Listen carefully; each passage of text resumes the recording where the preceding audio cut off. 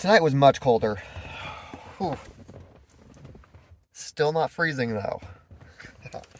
I do genuinely think that all of the stuff that accumulates and condenses on the windows acts as kind of insulation to keep your car warmer. Because it's definitely below freezing outside. Are you guys ready for breakfast? I'm ready for breakfast. We're not going to be able to drive anywhere for like a solid 10 minutes. Because all of our windows are frozen. Come on. Okay. Come on, trunk. Open. Is my trunk frozen shut? I think it is. Damn it. Okay, I got it. We are going to take this into the car and we're going to use it. Hairdryer, yes.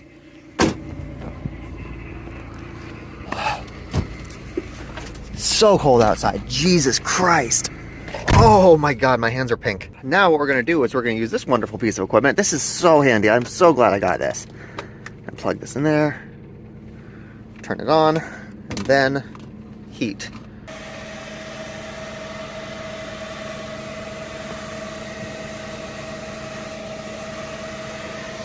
So nifty. This hairdryer is taking up like 500 watts. So that means that max this will only last 2 hours. Because this only has like 1,000 watts, 1 kilowatt hour. So I get 2 hours of hairdryer time. Now we're gonna take this and we're gonna put it back.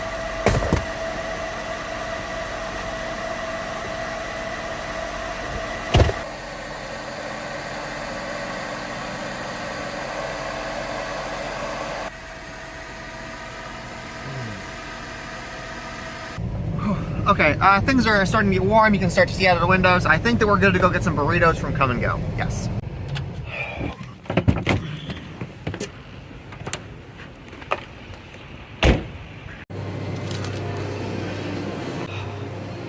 Breakfast.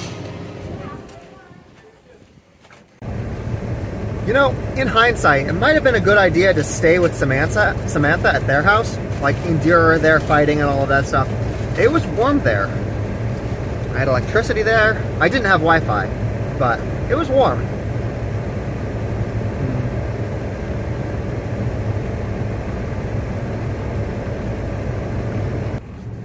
Okay, I'm not entirely sure what I want to do. I have some parts coming, and I'm having them shipped to my brother's house, so they're in this town. I don't want to, like, drive away and then end up not being able to repair these parts. Specifically, the supercharger, I think I know what's wrong with that, so I'm going to fix the supercharger. And another problem with my car, something called a blend door actuator. These ones are hot. These ones are always cold. No matter how I change the settings, these guys are stuck on cold. There's a thing in here, I need to fix that. So it makes it when I'm trying to warm up my car, half my car is getting cold. Not the best thing to have during winter. But if I leave town, then I might not be able to replace those parts for a while. So I kind of want to stay in the area. But my car doesn't get hot if I'm not driving it. I could use that little blow dryer, but that will only last for 2 hours, in which case I will need to find a place to charge the battery pack. I think we're going to go drive to like the next town over, just to warm up, get into McDonald's, charge up some battery packs, and go to work. Because today's Wednesday, I got to do work today.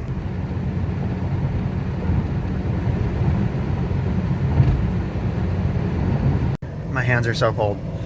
So we need to bring my laptop. Obviously, we need to bring my laptop, and we're going to charge up the battery banks that we used last night because McDonald's is going to pay for our heating. Or I guess maybe I'm paying for my heating because I'm going to buy food when I'm in there. I don't know. I'm not sure who is actually getting the short end of the stick on this. Let me get my gloves on. Okay, let's go. I actually can't keep my gloves on because I can't operate my phone. Yeah, I'm thinking some kind of like hot chocolate or coffee. Because Christmas is coming up, they don't have regular hot chocolate right now. They've got peppermint hot chocolate. And at first I thought it would be bad and like weird, but no, it is so fucking good. And it's hot.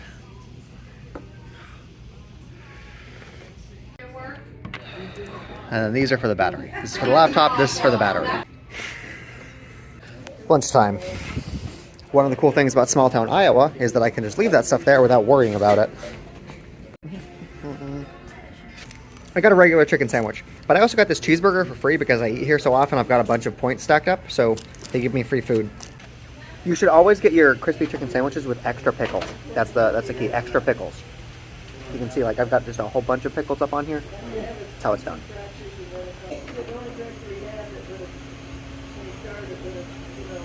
Done with my last meeting. Good.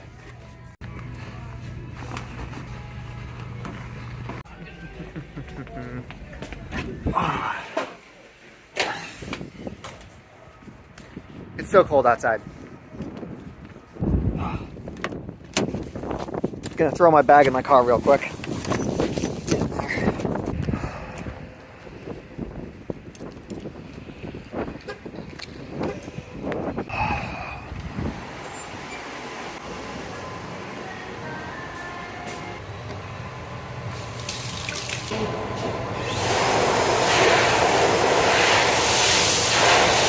I'm not sure what to do with the rest of my day. I need to stay here in town until my packages arrive, but it's so cold, it's honestly hard to exist outside. I think we're just gonna go head back to Adair and find something to do there. Oh. My car's not even starting now, god damn it.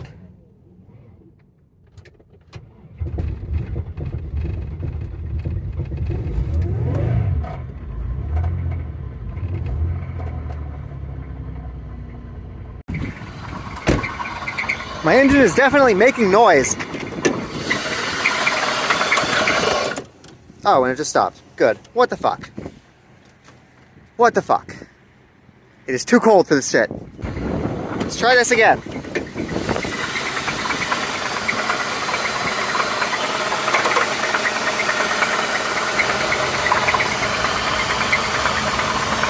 I don't know what's making the sound.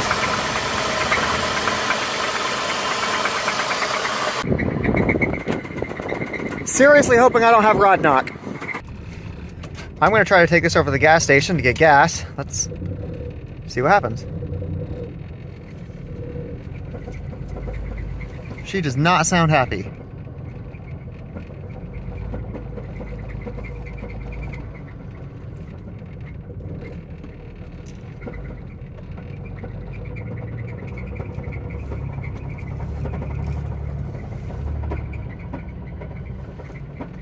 Oh God, she does not sound happy.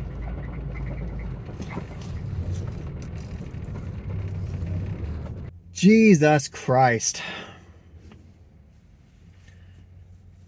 It's too cold for me to actually like get in here and do any work on it, so I can't even like look at what the problem is. When it rains, it pours, I guess. Let's get gas and see if we can make it to my brother's place. This does not sound good. Hello, can I get 40 bucks on pump 2? Like, I've had an engine blow up because of rod knock before. That wasn't very fun. That wasn't very fun at all. What is this, my 6th vlog? This car has lasted 6 days? Fuck. We checked the oil yesterday, and I remember that there was oil on it. I can go get some more oil just in case. Let's do that before we actually try to take off. What I'm thinking is maybe the oil was too thick because I used oil for like summertime in North Carolina. Maybe it was too thick. Get some like thinner oil. I'm pretty sure they sell oil here. Ah, yes. So I typically use a 10W30, but because it's super cold outside, we're gonna go for a 5W30. This 5 means that it'll be thinner when it's cold. This guy too. Please work. Please, please, please work. Put this back.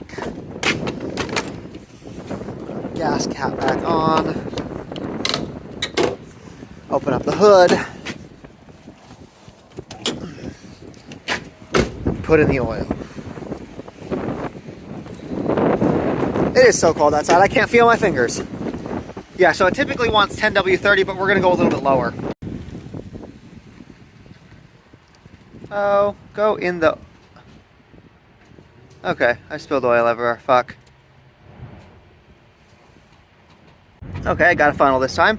That should help.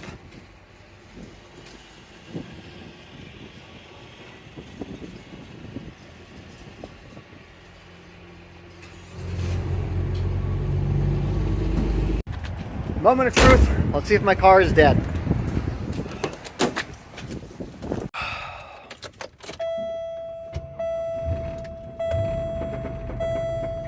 Fuck.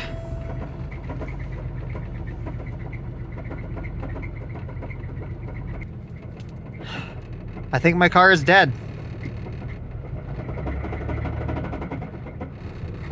I'm gonna use my little hair dryer while I try to diagnose this or figure out what the fuck I'm gonna do next. Fuck. I only have enough battery capacity in that thing to run this for like 2 hours, which means I have 2 hours to figure out what I'm gonna do, or I might freeze tonight. Okay, update. I've been looking on YouTube, and it sounds like the engine is probably not bad. Like the engine was fine before. There is something that holds your belt together, like the belt that your engine runs to turn all of your things. It's a tensioner, and it like pushes that up to give tension to your belt. That could have failed because it's super cold, the thing that was causing it. My belt just might be loose and there's a thing bouncing around there. My engine might be okay. It doesn't actually fix my current problem because I can't run my car without my belt running. Like, it doesn't fix my current problem, but my engine might be okay. Possibly. Fuck. I almost had a heart attack. Jesus Christ. I'm trying to smile. I'm trying to like make this like happy and like entertaining to watch, but that was game over. I still haven't fixed it, but at least I have an idea, and on the YouTube videos it sounds like that's what the problem is. Tensioner belt pulley. Tensioner belt pulley. That could be the problem. One of the telltale signs of rod knock is you'll have metal shavings in your oil. So we're going to pull the dipstick again and see if we see any like metal shavings.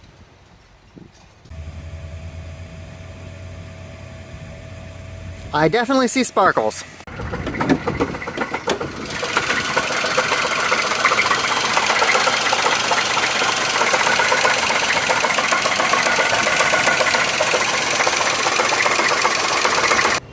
Okay, so after talking to some people, bouncing some ideas off other mechanics, what we're going to do is we're going to take this to the motel that is basically one building over.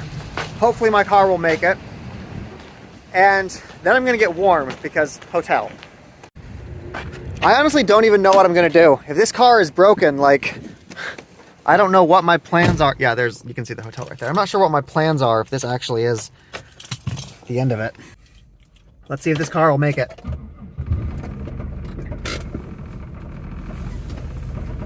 So one of the things I want to point out is that I did not get a notification, or like my low oil pressure sensor didn't fire.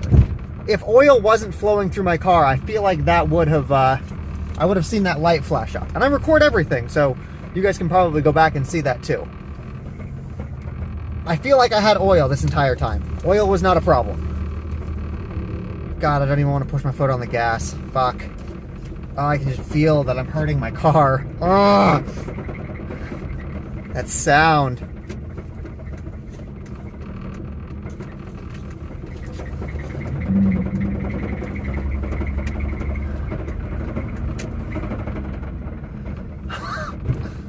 God damn it. We're just gonna coast. We're just gonna coast. No gas. No gas at all. Just coasting into the...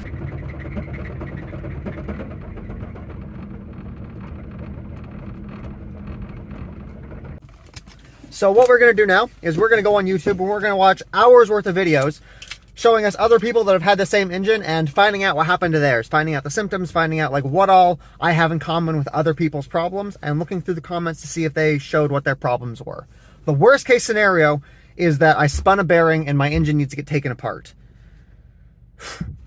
I think that that's pretty likely, actually. It's really cold outside. The cold just made the oil really thick.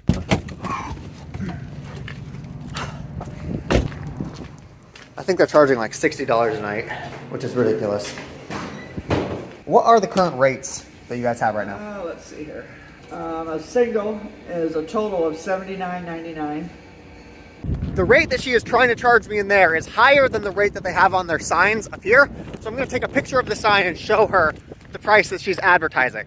Look at this. She is advertising $59 for a night, so that's what we're going to get. When you're dealing with hotels like this, you want to be aggressive in how you deal with your prices. Thank you very much. Let's check out the room. Again, so this was like $60. $60 a night, I got it for 2 nights. Oh, and there's a bathtub. Okay. I still have absolutely no clue what we're gonna do with that guy. If the engine is dead, I might as well just buy a new car. which is wildly disappointing because I put a bunch of effort into that car, a bunch of money, a bunch of everything into that car. Let's go move all of our stuff from our car into this room for the next couple of days. I've got to carry this thing in, but it's absolutely massive, so that's going to go on its own.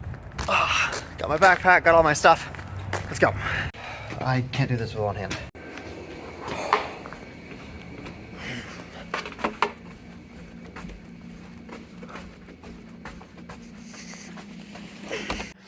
I'm about to go to the gas station, but check this out. Apparently this room is supposed to cost almost $200. I'm trying to think if it's a better idea for me to try to rebuild my existing engine or just go online and get like a crate motor, something that somebody has already like completely undone and that has like a warranty on it. I was looking online and a new motor, or I guess the used motor with the warranty, will cost about $1,500, but that's not even like installing it. That's just getting me a motor. And then I've got to pay somebody else to install it. I could try to install it myself, I just don't have a shop, and it's like negative 10 degrees outside. So, and I also don't know what I would do in the meantime because I literally live in that.